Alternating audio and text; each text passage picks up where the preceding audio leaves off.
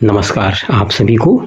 आज बुधवार का दिन है। आज हम गीता के श्लोकों का अध्ययन करते हैं। आजकल हम अध्याय 4 के श्लोकों का अध्ययन कर रहे हैं, जिसमें भगवान कृष्ण अर्जुन को कर्म के बारे में बता रहे हैं। तो आइए देखते हैं आज के 4 श्लोकों में कर्म के बारे में भगवान श्री कृष्ण अर्जुन से क्या कह रहे हैं, उनको थोड़ा समझने की कोशिश करते हैं। और मैं चाहूँगा आप लोग खुद भी उस पर दिमाग लगाइए, और निश्चित तौर पे दिमाग लगाएंगे तो बहुत अच्छी चीज़ें निकल कर आएंगी। गीता इतना एक बढ़िया ग्रंथ है जिसकी उपयोगिता पहले भी रही है और हमेशा रहेगी, ये आप निश्चित मान के रखिए। कितना ही समाज तरक्की कर ले, विकास कर ले, लेकिन श्रीमद् भागवत गीता की उपयोगिता हमेशा बनी रहेगी। आइए शुरू करते हैं। आज का पहला श्लोक नंबर 17 है अध्याय 4 का। कर्मणोऽपि बोधव्यं च विकर्मणः अकर्मणश्च बोधव्यं गहना कर्मणो गतिः। पहले तो देखते हैं इसका अर्थ क्या है श्लोक का। भगवान कृष्ण कह रहे हैं कि यहाँ पर हे कृष्ण, कर्म की बारीकी को समझना अत्यंत कठिन है। अथवा मनुष्य यह समझ ले कि यह जान ले कि कर्म क्या है, विकर्म क्या है और अकर्म क्या है। जो पाश्चात्य भाषा है उनकी देशों में आप देखो कर्म की इतनी विस्तृत परिभाषा नहीं। यहाँ पर कर्म को भी भगवान कृष्ण ने अर्जुन को बताया कि कर्म अलग अलग तरह के हैं। एक कर्म तो जो आप अपने ऑफिस जा रहे हो, शाम को घर लौट के आ रहे हो, आजीविका का उपार्जन कर रहे हो, अपने बच्चों को स्कूल छोड़ने जा रहे हो, वो क्या है? कर्म है। दूसरा क्या है? विकर्म है। विकर्म मतलब इसमें कहा गया जो शास्त्रों के जो खिलाफ जो बातें आप कर रहे हो, आप जो गलत आचरण कर रहे हो, चोरी करना, डकैती डालना, जुआ खेलना, सट्टेबाजी करना, इसको क्या कहा गया है? विकर्म कहा गया है।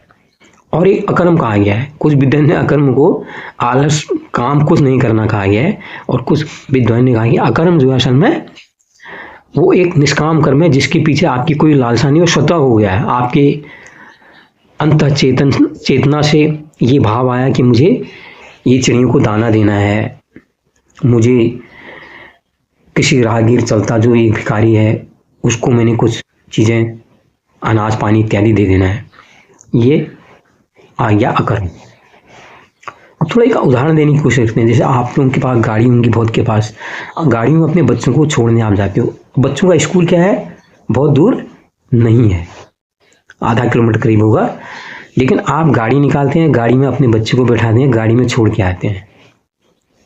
आप कहते हैं कि आपके यहाँ समय की कमी है इसलिए आप बच्चे को छोड़ने जाते हैं। आते क्या है, आके दोबारा आप वही मोबाइल उठाया, जो भी किया अपना फेसबुक व्हाट्सएप जो भी आप करते हो, रील वगैरह ये बनाने में लग जाते हो।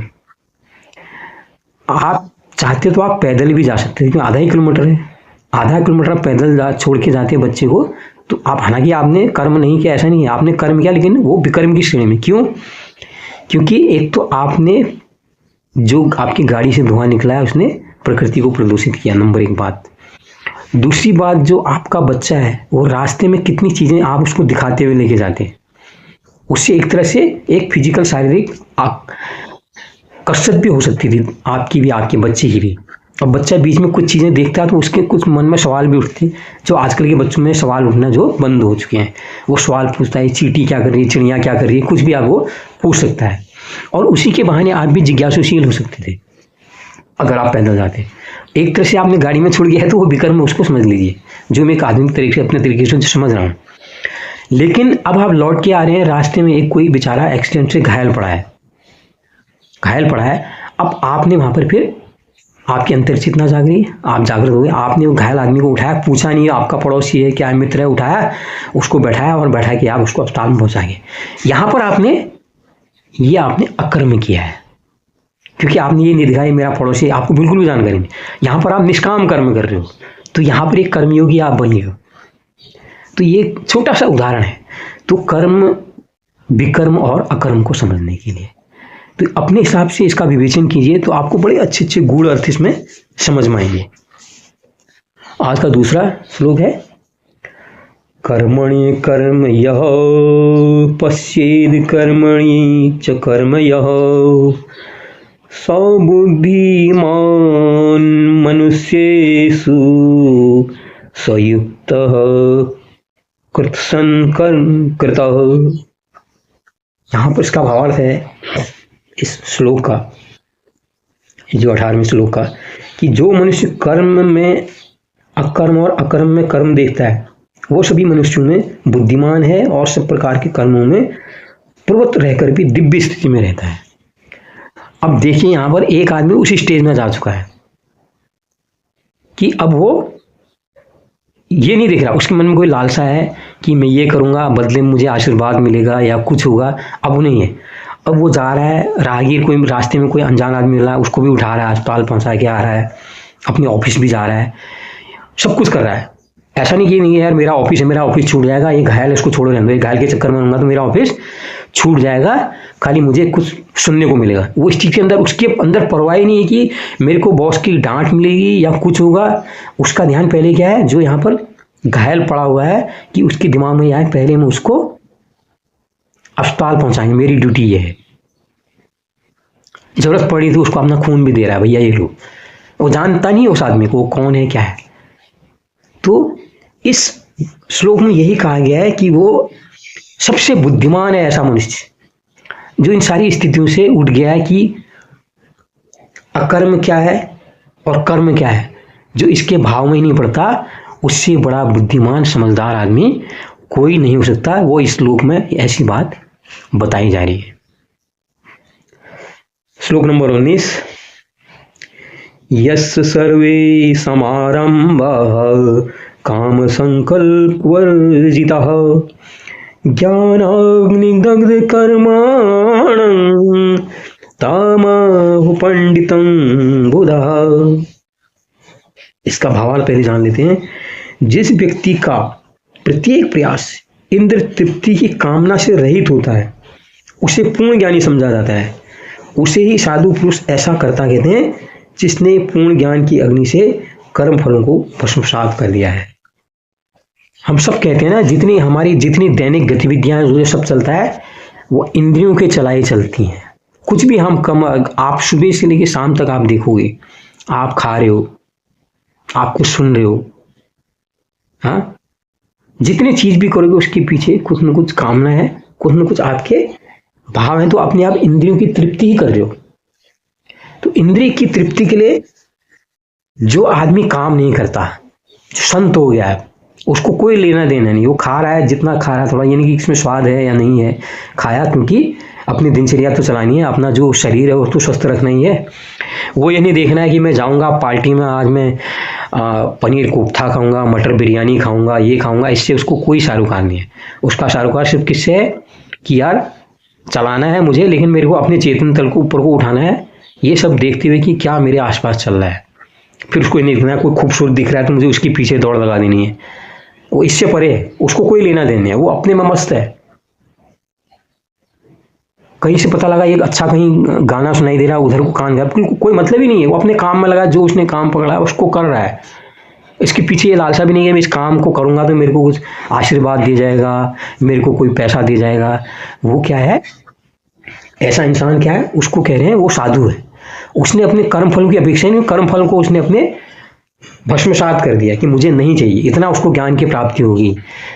कोई मिल रहा है ठीक है, जो नहीं मिल रहा है ठीक, कोई गाली दे रहा है तब भी उसे, जो नहीं दे रहा है तब भी, कोई नमस्कार कर रहा है तब भी ठीक है। तो ऐसा आदमी साधु है जिसने अपने कर्म फलों को पूरी तरह से भस्मसात कर दिया है। आज का श्लोक नंबर 20, अंतिम श्लोक जो है,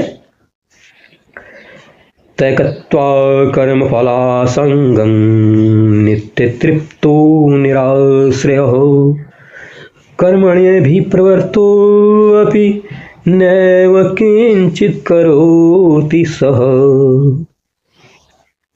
इसका भावार्थ है कि अपने कर्म फलों की सारी आसक्ति को त्याग कर सदैव संतुष्ट तथा स्वतंत्र रहकर वह सभी प्रकार के कार्यों में व्यस्त रहकर भी कोई सकाम कर्म नहीं करता। जितने संत जन होते हैं जिन्होंने अपने अहंकार को मिटा दिया है, जो अपने इंद्रियों की उससे बाहर आ चुके हैं, तो उनके लिए फिर कर्म फलों को का कोई असर नहीं रह जाता, कुछ भी नहीं देखते हैं फिर। तभी तो देखो पुराने समय जितने ऋषि मुनि क्या हैं, अगर कुछ अपेक्षा होती वो हिमालयों में, कंदराओं में, जंगल में क्यों चले जाते? उनको अगर कुछ चाह होती। जैसे महात्मा बुद्धि 7 साल के लिए गायब हो गए पूरी अपने समाज से, एक राजकुमार थे वो चले गए क्योंकि उनको कोई आसक्ति नहीं थी, वो इस चीज से उठ गए कि मुझे अब कर्मफल मिलेगा, ये मिलेगा। वो चाहे इतना बड़ा राजपाट उन्होंने छोड़ दिया।